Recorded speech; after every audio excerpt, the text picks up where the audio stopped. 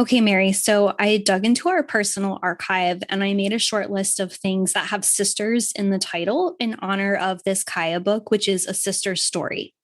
What do you think? I can't wait. Let's do it. Okay, so I have this short list and I would like you to rank them 1 to 5 in order of best sister representation. So we have Kaya's A Sister Story, The Sister's Song in White Christmas, Sister Sister, Sisters, starring Swoosie Kurtz. I'm only mentioning her for personal reasons, followed by Sisters, starring Tina Fey and Amy Poehler. Oh my God. This is really hard. It is really hard. Let me think about this. I'm going to give Tina Fey and Amy Poehler last place with Sisters because I like their real life partnership. That movie, was like not necessarily their best work. I'm going to tragically give Sisters, the show starring Swoosie Kurtz, 4th place or whatever number we're at now, because tragically it also stars Julia something, who was Bruce Springsteen's first wife. And just every time I think about that show now, I'm being forced to remember Bruce Springsteen, that bleak moment, listening to the Tunnel of Love album, like lots happening. Next, I'm giving, I'll do Sister Sister. And they're getting that because of Jack A more than the Tia and Tamara of it all, because I do think there's a lot of weirdness in their real life relationship right now. And I would love for a hero out there to investigate and get back to me. There's a lot there. That's a deep well. And then second place, I'm giving to Kaya because I do think there's like really beautiful, strong sister energy there that we should all take on. I would give her first place, but as listeners may or may not know, I am a huge Rosemary Clooney stan, and I love her performance in that movie. So that has to be number 1. And if people don't know, she actually duetted with her real life sister, Betty, and Vera just lip synced in the movie. So she actually was duetting with her real life sister. So I'm giving that number 1. I'll just say this: in tight places, we think and we act as one. That's us, Allison. I think that's true. Those who've seen us know that not a thing could come between us. Many men have tried to split us up, but no one can. Lord help the mister who comes between me and my sister. And Lord help the sister who comes between me and my man.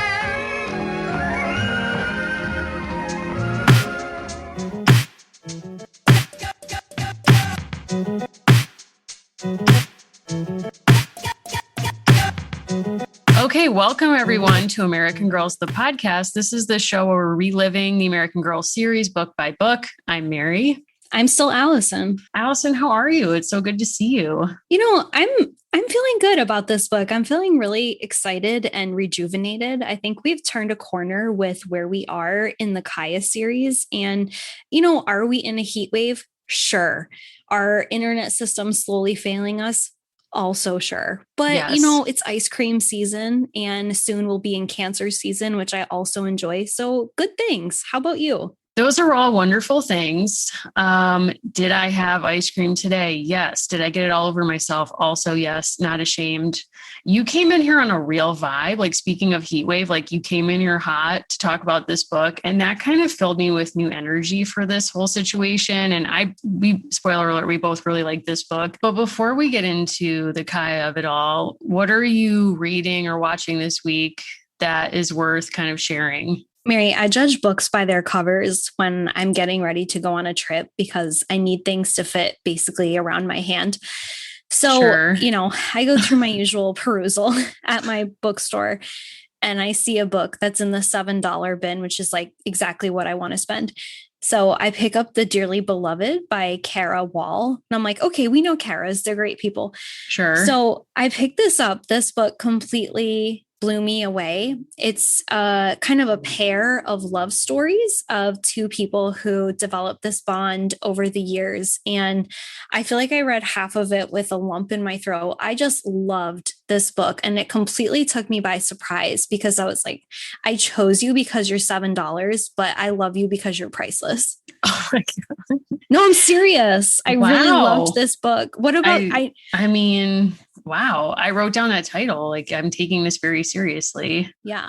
I don't know if I have anything I'm feeling that strongly about. I mean, you're like in very deep with this book, so I'm happy for you. God bless. I would recommend Hacks with starring the one and only Jean Smart, which is a really strong pivot from what she was playing in Mayor of Easttown, which is now over, RIP, but it's really funny and really kind of, she's really great in it. So if you have access to that, I would definitely check it out. I would say, I guess people are saying it's sort of based on Joan Rivers, but I'm not really thinking about that.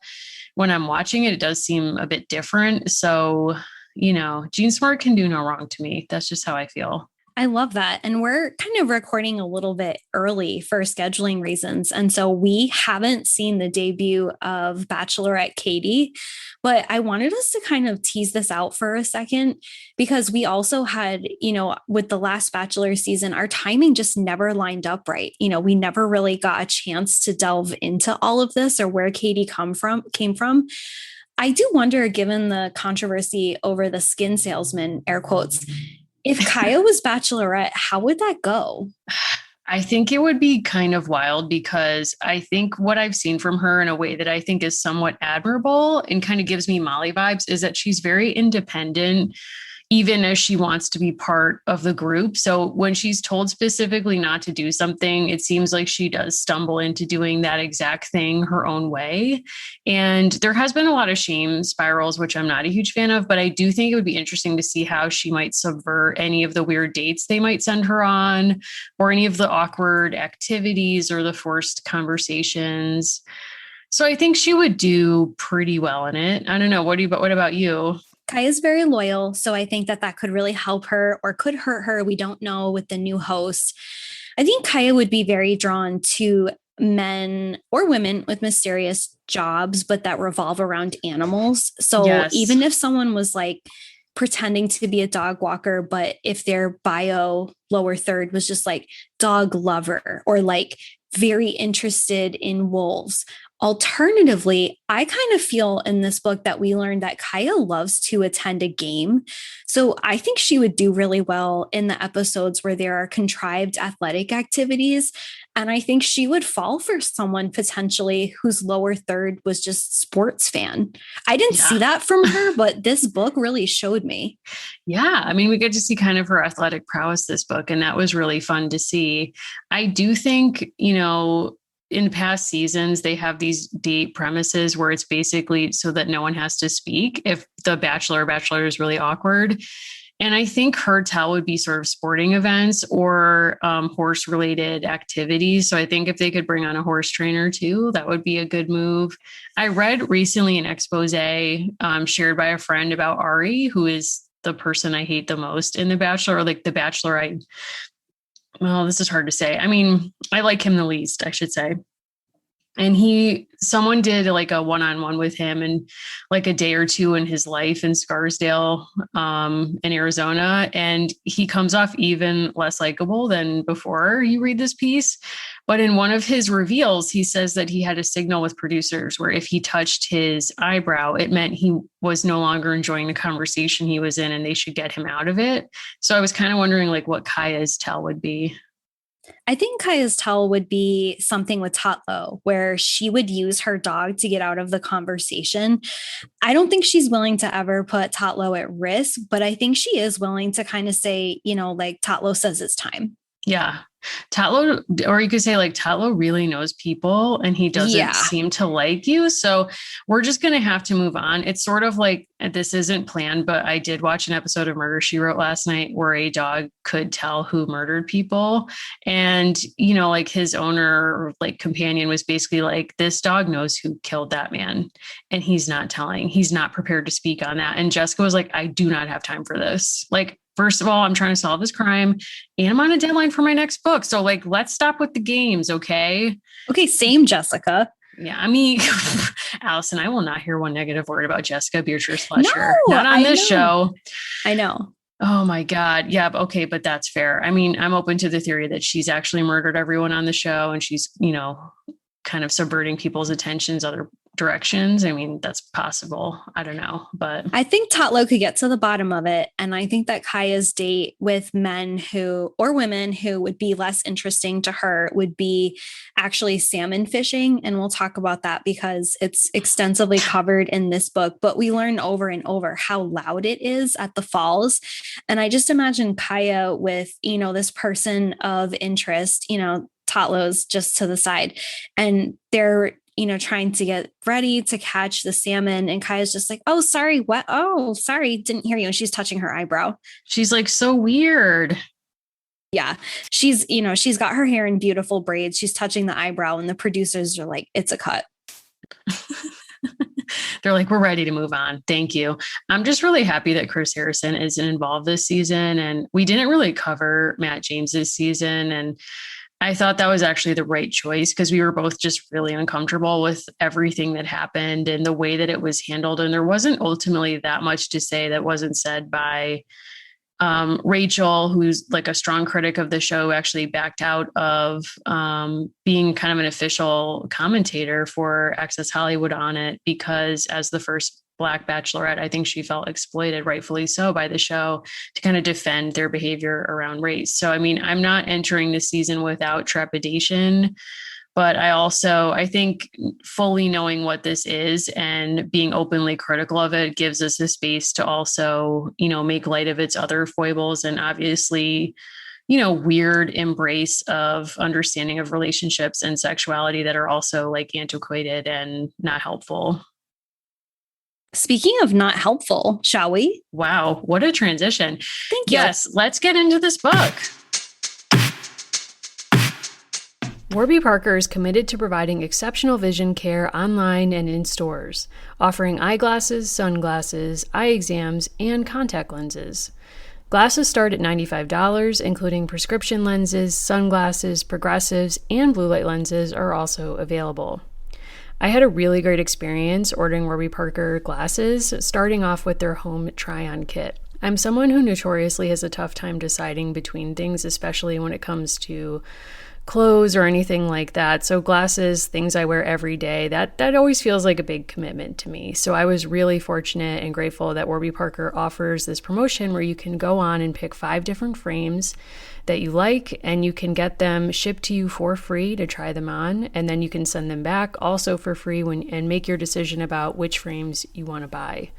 So I ordered 5 different frames. I asked pretty much everyone in my life what they thought, and then proceeded to pick the frames that no one seemed to favor.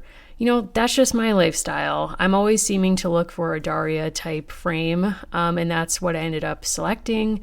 I can't recommend it enough. The glasses are really sturdy, so if you're also someone like me who kind of drops them sometimes, you don't have to worry. And I've just been really happy. This is my 3rd pair of Warby Parker glasses that I've ordered. So try Warby Parker's free home try-on program. Order 5 pairs of glasses to try at home for free for 5 days. There's no obligation to buy. It ships free and includes a prepaid return shipping label. Try 5 pairs of glasses at home for free at warbyparker.com/AmericanGirlsPod. Okay, so I'm going to give us the publisher's summary. And for those of you who have been following along and reached out to us saying that you're really enjoying these books, but also struggling with some of the difficult topics that come up, right? And the challenges that Kaya faces. Kaya Shows the Way does hit some happier notes. So I do want to let folks know that. Thank right, God. We right made it off the bat or off the stick, as we'll learn in this book. Wow. So this is book 5. We've made it, folks. And typically this would be a saves the day, but instead they said pick a different S, and we got a sister story. Summertime means salmon fishing at thundering Solilo Falls and horse racing, games, parades, feasting, and dancing too. Kaya loves to join the fun, but she's also got something serious on her mind, searching for her lost sister, Speaking Rain. Thousands of Native American families and friends gather at Solilo Falls each summer, and Kaya hopes someone may have word of her sister. They do. Kaya's older sister, Brown Deer, is on her mind too. Brown Deer will soon marry Cut Cheek, a thought that makes Kaya sad and glad. She lost one sister when she had to leave Speaking Rain with the enemies. Now will she lose Brown Deer? Wow. This was a book where there was a lot going on, but it wasn't traumatic. So it was actually a breath of fresh for me.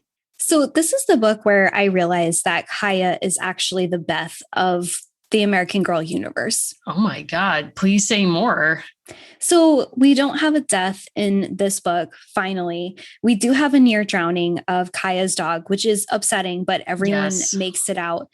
Kaya is so sensitive to other people. And I think the thing that I found really fascinating about this book is Kaya is at that age where you're very anxious about change and you become acutely aware of the things that you can't control.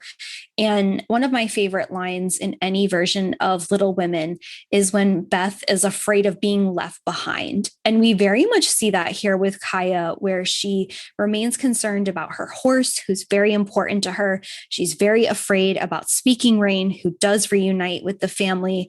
She's had all these different losses, and she's very anxious about her sister possibly marrying and what that means. And they chose a brilliant backdrop for this, where it's all different families getting together. And it's kind of subtly showing you, people can marry and separate from the family that they're born with and still be part of this larger community. But you're going to see them on holidays and special summer gatherings, not all the time.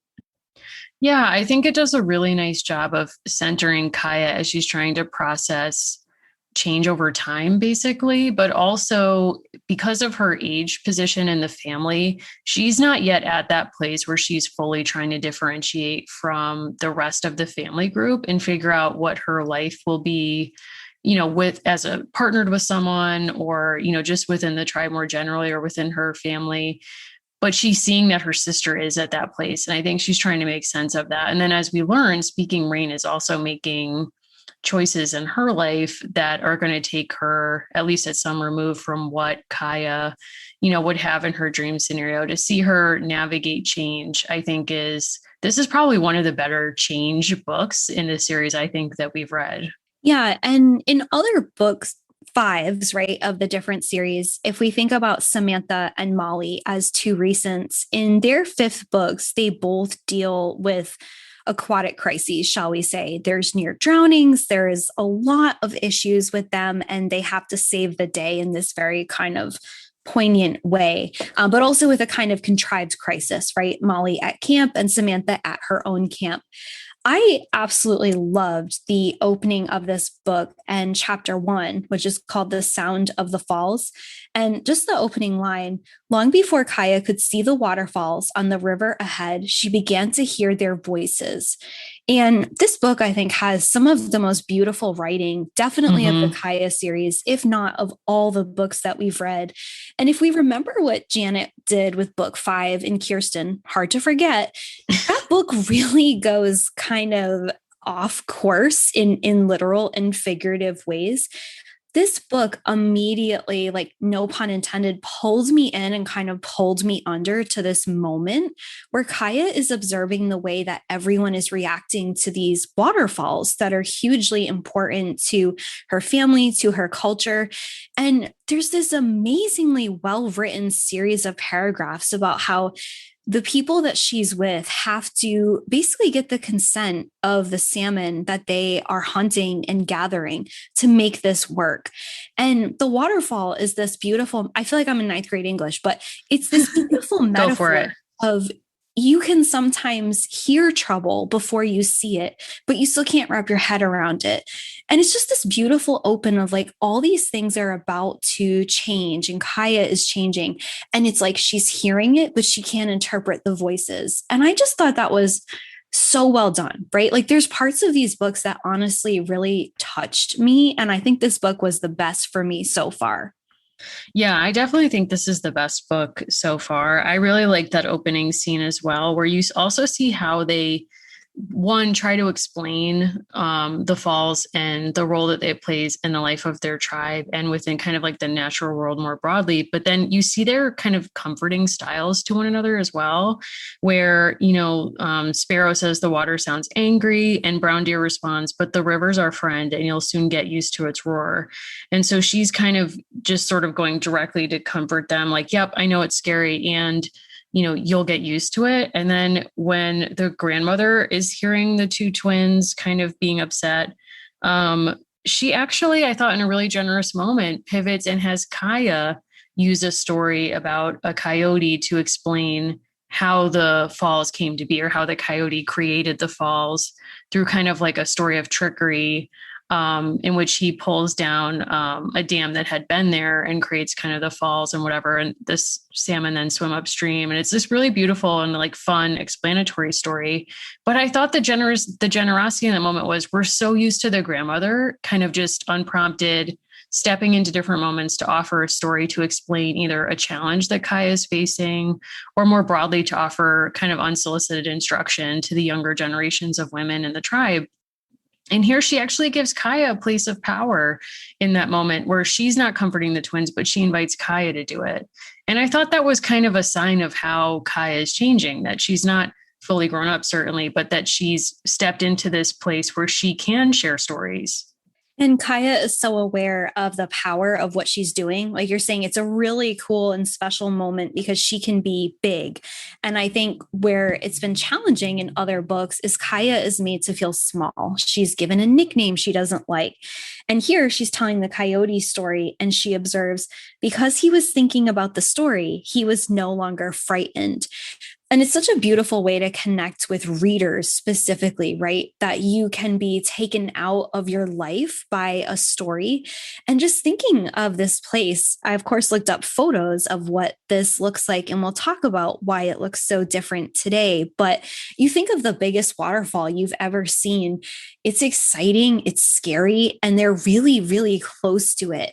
And I love that they're thinking of their relationship with the water as it's speaking this language we don't understand. And is it angry? Is it excited?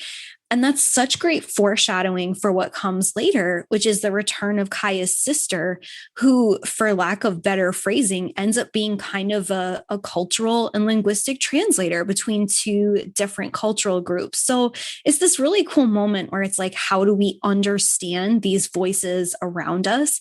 And the grandmother saying, like, it's Kaya's time to tell you how to understand.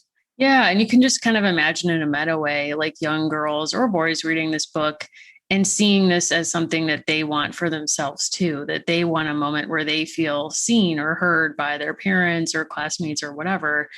And so it's like, that's really inspirational, but also that, something can happen in your life that kind of takes you out of yourself, or it's a pivot that you don't expect and you have to adjust to it. I think having a story like that for readers is really helpful because things happen all the time. Kids have to live through things, unforeseen challenges all the time. And this kind of shows a beautiful way to sort of meet challenges, but also being accepting of things you can't change. And just kind of a very human way, like feeling frustrated, feeling scared, all of that stuff is in this book. And I thought that was really well done. Also a very, very smart representation, I think, of the differences in gendered divisions of labor in this community and the different ways that people are coming together. And this notion over and over of them needing to communicate with the fish and the water to get what they need. And that this is a reciprocal relationship, right? That they are in dialogue with each other and with these other groups who are outside of their typical kind of people that they see. And the smart focus on Brown Deer as trying to prepare herself to kind of look good for marriage.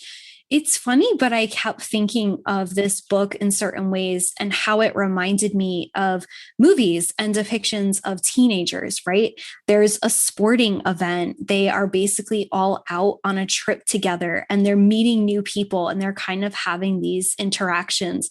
But then there's these brilliant kind of jabs, I think, where we're reminded, the Nez Perce don't take more than they need. They don't fish to excess. They have this really, smart and useful equilibrium between what men do and what women do and how they kind of figure this out. And you're snap back out of it. Like, no, this isn't just people courting. This is a highly significant cultural moment for Indigenous people who are not just horse people, but I read salmon people. This is a really important thing to them.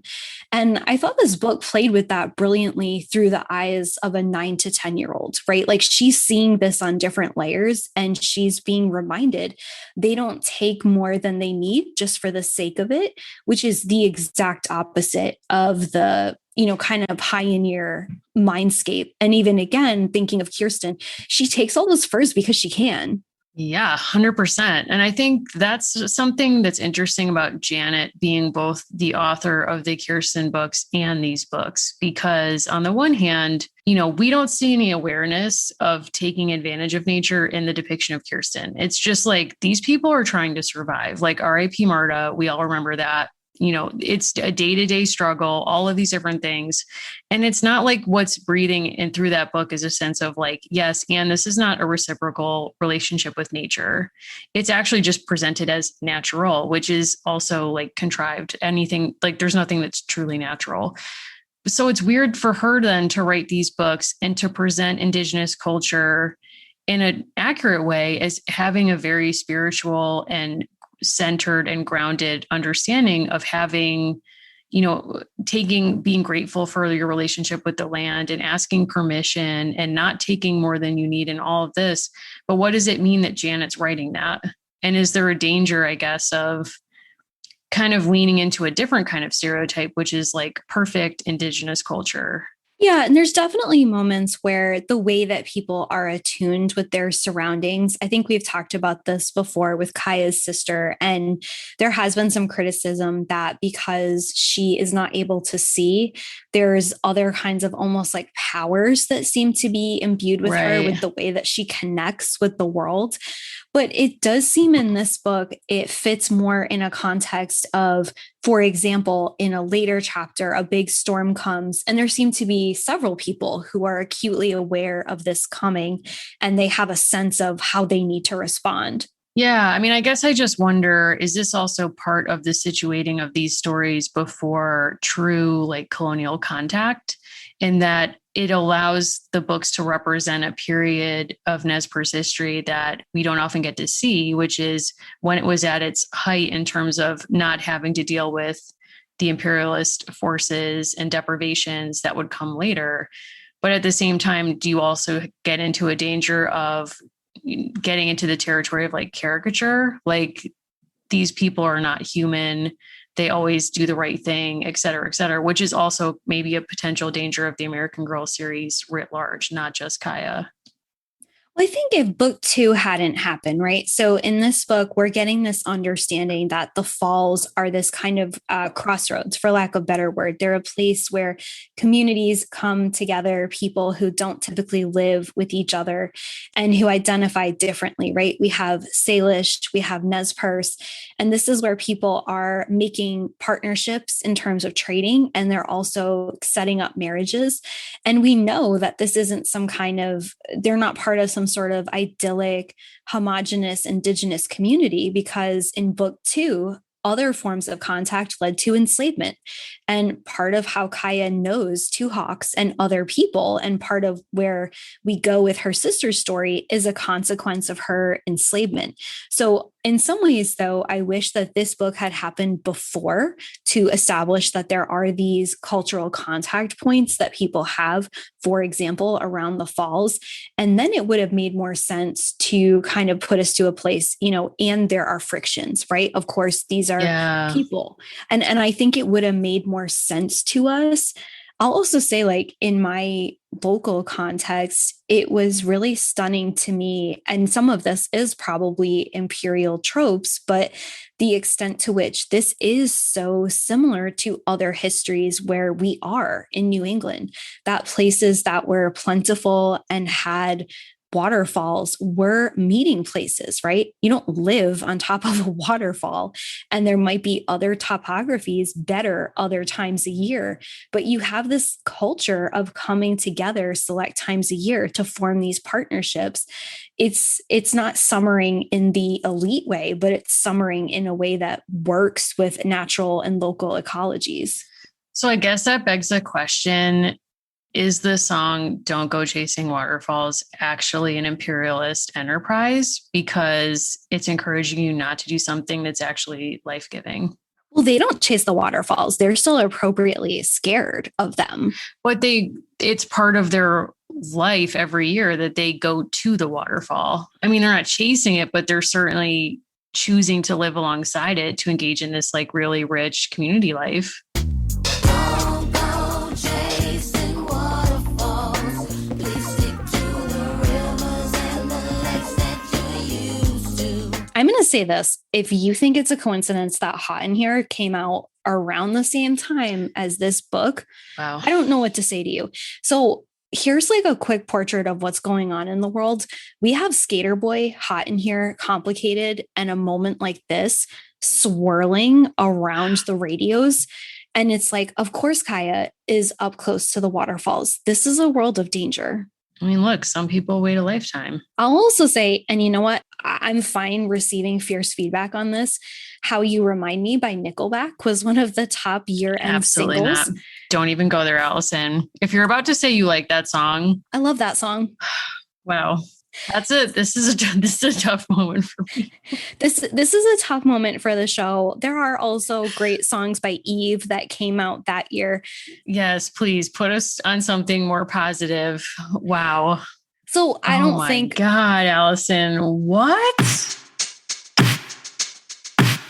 Hey everyone, it's summertime. It's so exciting that everyone's kind of coming out of their pandemic shells. We're all looking for signs that nature is healing itself. I mean, Benifer's back together. What more do you need? But one of the things that has been unchanging for me throughout the pandemic is my love for cereal. And I'm so happy that we get to share and promote Magic Spoon as a really great healthy option if you're a fellow cereal lover. This cereal has 0 grams of sugar, 14 grams of protein, 4 net gram carbs in each serving. It's keto friendly, gluten-free, grain-free, soy-free, low carb, and GMO free. What my favorite piece of this is that you can build your own box. So you can kind of look at the available flavors to build your own custom bundle, choosing from flavors like cocoa, fruity frosted, peanut butter, blueberry, and cinnamon. I really like to eat Magic Spoon by combining 2 different flavors and making kind of like a custom combo. So, you might try blueberry and fruity frosted, which I have, which is very good. I also love peanut butter and cocoa, combo for the ages. It tastes just like a peanut butter cup. So if you want to check this out, go to magicspoon.com/AmericanGirlsPod to grab a custom bundle of cereal and try it today. And be sure to use our promo code AmericanGirlsPod at checkout to save $5 off your order. And Magic Spoon is so confident in their product, it's backed with an 100% happiness guarantee. So if you don't like it for any reason, they'll refund your money, no questions asked. Remember, get your next delicious bowl of cereal at magicspoon.com/AmericanGirlsPod and use the code AmericanGirlsPod to save $5 off. I don't think a moment like this was written about brown deer, but I think it could have been. Yeah, let's get into this. So we've been waiting for this moment longer than Kelly Clarkson has been waiting for people to stop associating her with American Idol, and perhaps longer than she was waiting to divorce her husband, the stepson of one Reba McEntire. Yes. I mean, and what are we getting here? So she comes to this meeting and she is hit with, I think, one of the toughest challenges in this book, and that a potential in-law, not her future mother-in-law, but another family member of Cut Cheek, basically says, hey girl, I'm coming in to move with you. I need to make sure that you would be a good partner to my relative. Yeah. So we see brown deer in this book. It's a very much Meg March energy where she kicks everything up a notch. She's like, oh, me, of course I love books. In the Meg March way. We see her perfecting her craft. She's working so hard. And the thing I really honestly loved about this book is we're seeing all these characters from a slightly different angle, because for once, we don't have people so much. It does still happen, but we don't have Kaya with all this magpie baggage. We have Kaya really, I think, kind of reveling in her moment. You mentioned the story in the first chapter. She's kind of picking people up. We do have a near drowning with her dog, but for the most part in this book, it's like Kaya gets it. For some reason, she does not have summertime sadness. She picks right up. She's like, this is my season. I'm in my stride. I totally get what's going on here. And I think part of that is Kaya is a real asset. If you were to go to, in our world, a big conference or something, I would take Kaya because she's good at sizing people up. She gets it. And she's like, I kind of see you, brown deer. Yeah, I mean, she's a lot. I mean, she's having a fun girl summer, and I'm happy for her because we need her to have some fun after all of this sadness. And I love this because Brown Deer is genuinely stressing out about this. Like, kind of understandably, this would be my nightmare if someone was like, "Hey, I'm going to move in with you, girl, and make sure that you would take good care of your partner." I'd be like, "This isn't going to end well, like for anybody. I don't want to be under anybody's surveillance to any end. It's not for me. It's not my time." And basically she shares this with Kaya and she's like, "Yeah, I don't know. I'm kind of nervous about this." And Kaya's like, "I hear everything that you're saying. And now I'm going to take myself down to the river to play stickball." I'm not using the right phrase, but essentially like the antecedent to lacrosse with my friends. She's like, "You have fun. I hope it all works out. I'll be back. I got to go." Yeah. And Kaya, basically, this truly is a sister-sister situation because we have one sister with a potential marriage. And then we do finally get to see Speaking Rain again. And she comes back kind of in the midst of all of this. And we learn that her life has changed a ton. Okay, but before we even jump into that reunion, we need to address the traumatic river crossing that takes place for Kaya to even appreciate that Speaking Rain is there. So let's just back up a hot sec. Basically, Kaya says to her grandmother, "I would like to go across the river because other tribes have arrived and I want to see if there's any she hears like there's some Salish over there and she wants to see if she can find Two Hawks and see if he has heard any news of Speaking Rain." So the grandmother's like, "Sounds good. Go find someone who has like a cedar canoe who can give you a ride over there." She decides to take Talo, who has grown up since we've last seen him. And this dog, I think, like, I don't know what happens, why he jumps out of the canoe. Don't remember that moment. But the illustration we get of this moment is an absolute shock. I think that I have to be this way. And I'm sorry, but I'm interested in salmon. I would say tangentially. Oh my God, here we go. So, Salmon Queen. not to flex, but page 21, the many fish leaping and splashing around the canoe excited Tatlo. He put his feet up on the side and barked at them. "Get down," Kaya said. Kaya's like trying to, like, she's girl boss energy in this book. So this dog is then quickly out of the canoe. Kaya is crying out, "Help my dog." To be honest, this was the first time where I was thinking Kaya is near too many near drownings for my comfort at this She's point. the Jessica B. Fletcher of the American Girl franchise, where it's like, geez, you seem to be present at a lot of drownings and kidnappings and what's going on here? Also, I kind of felt for these two ladies who were giving her a ride because it's like they were just trying to like go about their day and cross the river and they think they're doing this good deed. And then this girl has to bring her dog who gets distracted by the salmon jumping. And suddenly it's like, how did this canoe not topple over? This canoe is complex. I will say, that is also something I've done. Can I see a blueprint? Like, I can't follow the engineering of this canoe. Mary, have you been whitewater rafting? Absolutely not. I would try it. I would love that. I've just not had the opportunity. I've done it a few times and frankly enjoyed it very much. I don't know that I'm taking Kaya because I feel like she's going to bring a dog. Where this chapter takes us, though, you're absolutely right. I was trying to bypass it, which wasn't right. I was trying to cut out the crossing. We do finally get to see Speaking Rain again. And to your earlier point, almost immediately, we have this strange conversation where, so much has going on. Speaking Rain makes a face. "I have so much to tell you," she said, "but I smell rain in the air. And don't you hear the wind rising?" And it's like she turns into a 1970s rock ballad. And it's like, okay, yep. I do kind of want more for her. And I'm not alone in this. We had a really great listener reach out to us and recommend an article by Sammy Schlack, who writes about disability in these different books. And I'm going to summarize her take on Kaya's sister this way.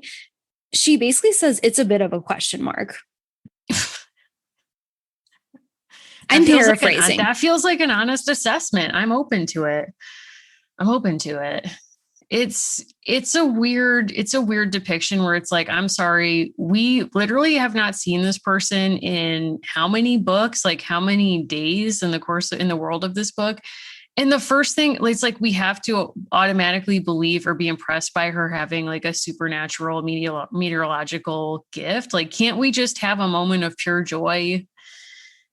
I don't know. And also she gets there. They find each other again because of Tatlo, because she brought Speaking Rain's doll at the last minute and Tatlo smells the doll. And then when they get to the other side of the river after that harrowing crossing, he like basically can suss out where he like smells her scent and chases it. And then Kaya is like, where's Tatlo? And then follows Tatlo. And it's like, oh, here's Speaking Rain. And almost immediately she's like, yeah, I can't talk. It's going to rain. So we need to put a pin in this. Yeah, this is articulated, and this is a passage from that article, citing something in the Kaya books, which is Kaya thinking, quote, Speaking Rain couldn't see. She heard everything sharply. And there's this idea that truly she does have these kind of powers, and she is this kind of foil to Kaya, right? Who seems to literally and figuratively miss things quite a bit. And if we think back, the last time we encountered her, Speaking Rain basically told Kaya to go ahead because she feared she would be a liability. When we reconnect the two in this book, I did think this was really fascinating. Speaking Rain has made herself really indispensable and feels really valued by this other woman who's not part of her people.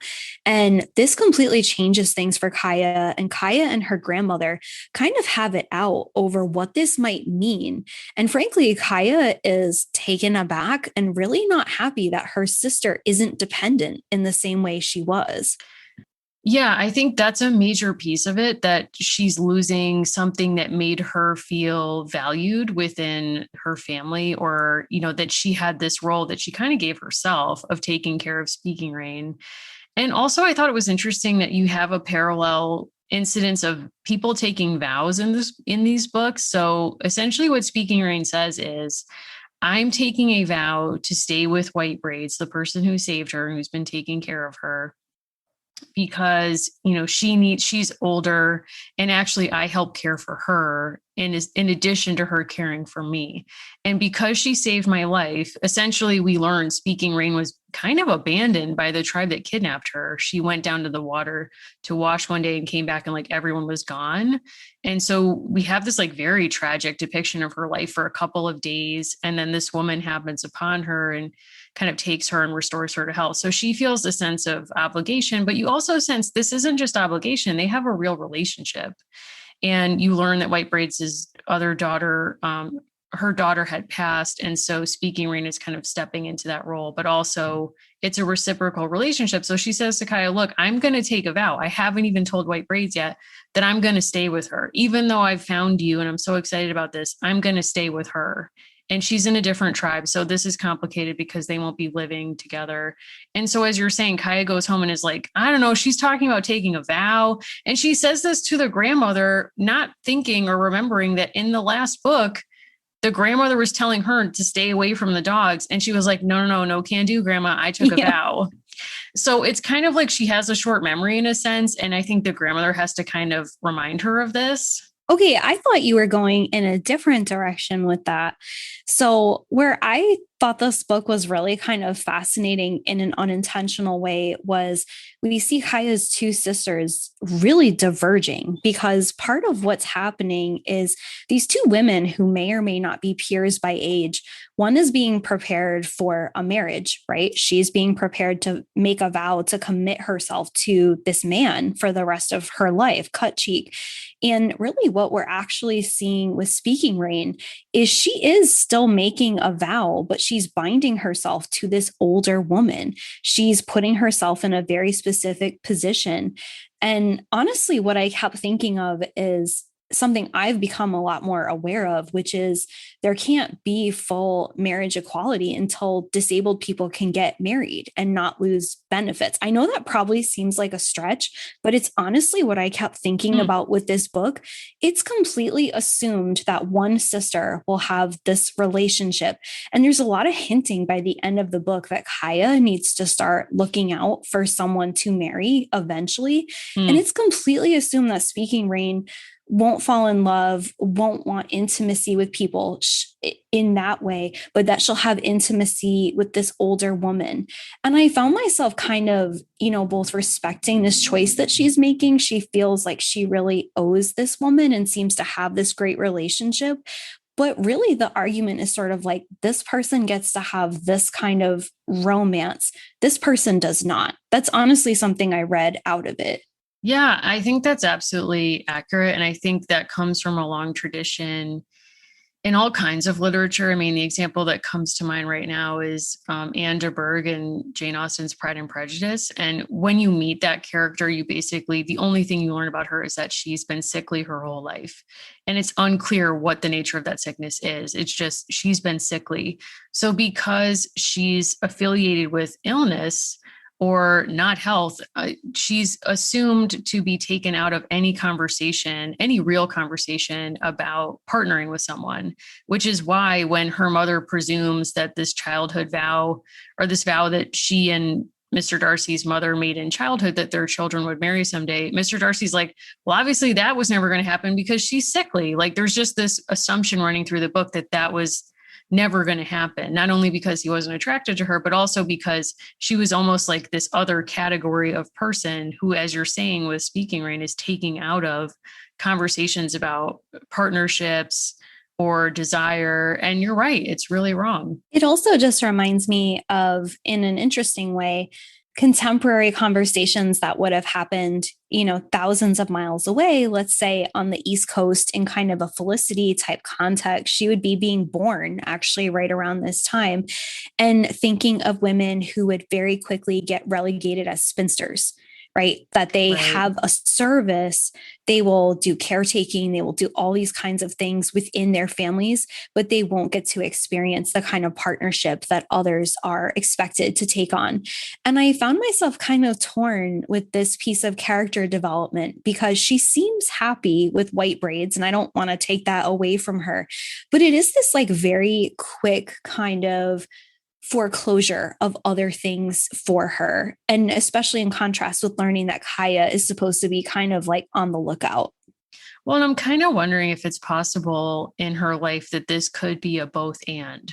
So, I mean, could it be that she's both with white braids and doing this sort of hybrid family thing that Kaya suggests, where she spends kind of half her time with Kaya's family and half with white braids? Could it be that she is sort of adopted as a daughter by white braids in a sense, but then there's also the shared understanding that she will also become independent of even this new chosen family and be partnered with someone else in the future? I don't know. I mean, I don't know if there's like an age limit or expectation within the culture when you're no longer expected or thought to want to partner with someone. What's interesting is if you pay attention to how Speaking Rain, Brown Deer, and Kaya interact in the second to last chapter, or towards the very end, actually, I apologize. We have Kaya learning from Brown Deer her kind of techniques to wow her potential in-laws and to kind of wow and dazzle people. And it's this like very telling kind of minor moment on page 62. We have Brown Deer picking up paint from Speaking Rain, and it says, quote, she gave her a large mussel shell in its place. Hold this for me now. I want to mix up some paint. And it's kind of this interesting moment where it's basically like, you're my assistant, whereas the way that she talks to Kaya is like, I'm giving you instruction for the future. And maybe I'm reading too much into that, but I think there is a difference there. No, I think you're right. I mean, I think there is some othering there. And it's sort of particularly surprising in light of the fact of articles that folks have written about these books, and particularly about Speaking Rain, saying, realistically, the expectation would have been that she learned to care for herself at a very young age, that there wouldn't be this kind of overprotective, almost kind of mothering from Kaya that we see in the early books. And I wonder, if that was the depiction that they went with instead, would we still have this othering or this kind of foreclosing of an opportunity for Speaking Rain, as she enters young adulthood or the age when it was expected that people partner and marry? Yeah, I was just so disappointed in a way because something that happens towards the end, and again, Kaya really is coming in her own, is Kaya who comes up with this idea, for lack of a better phrase, of an almost split custody of her sister, that she'll spend part of her time with one community and another part with the family that she's known for many years. And it does kind of feel like, not to quote the Karen Carpenter movie, like, oh boy, is this love or control? Karen famously says to her mother, like, that's control, that's not love. Right. And it does seem like people are making decisions for her as opposed to with her. And I think there's a very long history of that in what becomes the United States, of not really honoring the rights of people and not really giving them the full expression to be who they are. In the modern context, a lot of it comes back to people losing life-saving benefits if they choose to live with a partner or get a job of a certain kind. So that's kind of what was running through my mind. No, I think that makes sense. And to return to your earlier Little Women reference, it's kind of like, how would it have played if Beth came to Meg and Amy, let's say, or Joe, and said, you can't move out to try to be a writer, and you can't get married to John Brooks, or you can get married to John Brooks as long as you understand that you're going to live half the time with him and then half the time with us. That's a perfect compromise. And admittedly, like, the compromise is based on both groups being migratory, but which is not the case of Little Women. But still, it's like, no, you can't conceive of someone trying to, or offering that kind of compromise, which in a way is kind of childlike, right? Like trying to perfect or prevent the thing that is causing you anxiety or stress. And, it works out for her because Speaking Rain goes for it, and their lifestyle supports that kind of, coming back and forth, which wouldn't, I guess, work in Little Women. But it's hard to imagine another context where someone would sort of, validate a child's wish fulfillment. Yeah. And maybe that's part of why I enjoyed this book so much. And, when you're a kid and you come up with what you think is a great solution to something, and then you look back and you think, that was not really the solution. I'm glad I didn't have, the money making power in that moment or something like that. It does seem like there are cultural aspects of this, like you're saying, that make Kaya's proposal really reasonable. I guess for me, it's, kind of this shutting off of other conversations that made me kind of feel, right? We end this book with, it's a very Kirsten type ending where she talks about how her heart is full, right? Her heart feels so bright. She's like super into the sports. She's super into the fishing. She feels really fulfilled. And I think, listeners weigh in. I'd really love to go kind of deeper into this character and kind of hear from people in some of the supplemental materials about, where else this character could have gone or where else the authors actually took her. Because I know that she has a few books that are just about Speaking Rain. Yeah, I'd be interested to hear that as well. Like, in a way, it's kind of like a third sex, in a sense of like, your life. It's kind of like, we had a friend who used to talk about widows this way in early American history, that they kind of weren't they had different rights than women had in the past. Like, they could own property, they could vote in some circumstances. So this is sort of like less rights, obviously, as you've described, but how do you position someone in this changing culture, especially when, just like Kaya, her life cycle is going to go across like further colonial contact? Like, what kind of impact does that have on her life and her, ability to survive? I wonder. Yeah, I would say less rights is sort of the subtitle of all the foreshadowing in these series. Yeah. Okay, so Mary, when you were younger, you were probably looking for different places to get information about your skin or like different care and keeping of you concerns. And maybe that came for you in a book. Maybe you were lucky enough to have the internet, but it can be super hard to know what actually works. For example, should you be putting Windex on your face a la My Big Fat Greek Wedding? I never tried that. For legal reasons, I did not try that. Oh my God. There is a different way, which is Apostrophe, a prescription skincare company that offers science-based So real oral and topical medications clinically proven to help with acne and other skin issues. Yeah, so apostrophe has been kind of a godsend to us. I mean, we've had different skincare journeys, but I think the thing we can both agree on is that in your 30s, your skin is not a foregone conclusion. You know, maybe your skin rebels against you. That's my story. Never really had any teen tragic skincare stories, but my 30s are somewhat of a different story. You know, am I afraid I'm turning into a crone? Hard to say, but apostrophe has been really easy and effective to work with. So just so you know how it works, you basically go on their website, you answer some very brief, easy questions, and then you're matched with a real dermatologist. And they, you know, actually look at photos of your skin, of your face, and they tailor a plan to your exact needs. And submitting this visit was super quick, and it didn't require me to schedule an appointment, which is really helpful in busy days, even working at home during a pandemic. Something I loved about what I received was it came in this really great little box right in my mailbox. It felt awesome when I actually put it on my face, which is also always huge. And we have a special deal just for our audience. You can save $15 off your first visit with a board certified dermatologist at apostrophe.com/American Girls Pod when you use our code American Girls Pod.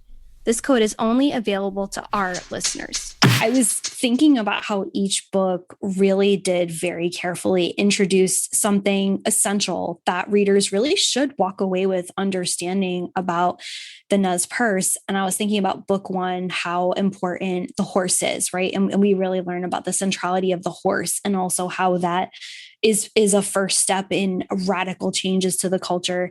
And then book two, we learn a bit about education and training, and there's some kind of groundwork laid for Indian boarding schools and that loss of life. And then thinking about these last two books, both I think have done a brilliant job of implementing bits and pieces of disruptions to ecosystems. So in the previous book, we learned about wolves, and in this book, we learn about salmon. And it doesn't take a lot of research to see that the life that we read about in this book, these moments are not possible now because of dams that were built and major, major damage that was done to these people, to salmon people. And I think that was really striking to me, thinking, you know, giving credit where it's due, how these very complicated topics, I don't think that we've had this kind of depth this way with other books. Yeah, I think this peek into the past is probably the best one we've had so far because it tells a very focused and clear story about this specific place where the story is set. And as you've said, the devastating effects that, you know, colonial supervision or ownership in the form of engineering had on a space that was absolutely vital to this community, and really kind of attempts to mitigate or deal with that ever since. Obviously, I think that dam was built in 1957? Yeah, so there's intervention in earlier decades by the Army Corps of Engineers, but it's the 1950s when this major dam is put in. And there have been different damages, like no pun intended, different lawsuits over the years, but there's a fundamental disagreement between the Nez Perce and the federal government because of their treaty and the fact that their treaty should have protected them from the implementation of this dam. I was reading in the Seattle Times that there has been $18 billion spent on trying to restore what the Nez Perce carefully cultivated for over 11,000 years. Wow, that's absolutely just staggering. And that's just in recent years. And there's a lot of controversy over, you know, what can be done at this point because the damage has been so significant. According to one article, there's been settlements of almost $27 million to compensate for the loss of what was found here. But I think, you know, I'm thinking also of the devastating news that's come out of Canada with the Indigenous boarding school. There's no dollar amount for this. Right. There's, and like a dam is such an amazing metaphor. It's like you never undo what has been done to these waterways when you dam them. Like, please look this up. We'll post pictures. You can't undo this. You can't. And the photos of the Nez Perce tribe, like fish, there are photos from the 50s of tribal members fishing in the area that will become the dam. And it's just so heartbreaking to look at that scene and think, wow, that's never going to happen again. Not exactly in that way. No, and a $3,000 payout per person doesn't change Nope. that. And I mean, the story of the boarding schools is so tragic and so awful. Both this latest news that's come out of finding over 200 bodies of children who died at these schools in Canada, but then also, the United States has a very long and also tragic history with these kinds of programs to air quotes civilize Native Americans by taking children off reservations or communities at young ages and putting them into boarding schools. And obviously the care was terrible. And I actually just found a documentary that PBS made years ago about the Nez Perce, and it was hosted by a member of the tribe who is also a newscaster. And in the piece of it that I had time to watch, I just found it literally earlier today. You get these heartbreaking narratives of elders in the tribe who recall being sent to boarding schools, not unlike the ones that are in the news right now. And it's hard because, like you're saying, no amount of money can give them back the time that they lost. For example, someone was describing the fact that they never really got to know the elders in their own family because they missed so much time with them being sent to a boarding school hours and hours away. So they were robbed of the ability to learn their own history through oral tradition and whatever else, like from their elders. And as you've said about in a different context, like no amount of money is going to get that back for them. No, and I think that these books are imperfect, but we also know that they really mean a lot to people. And I was reflecting on this kind of, what are my like bigger thoughts about where we are with Kaya so far, right? Before we get ready to wrap up with at least her 6 canonical books. And part of what I was thinking is, even when there are problems, right? If this plants a seed of empathy that maybe wouldn't have been there before, we hear from people that these books made them really curious and wanted to understand better. And I think there's limits to that, right? Could this have been done by the Nez Perce people? Yes. And they were involved. Could it have been done differently? Yes. I have learned so much about something I really knew almost nothing about by exploring around the margins of this book. And also, it's like, I'll keep Kaya in my brain, right? Yeah. Like, she has made me think differently. And I think that's where it's like, yes, we point out problems. Yes, I'm being critical of Speaking Rain and that representation. But I do want to sort of credit, I love this. Someone posted a review in the words of their 6-year-old.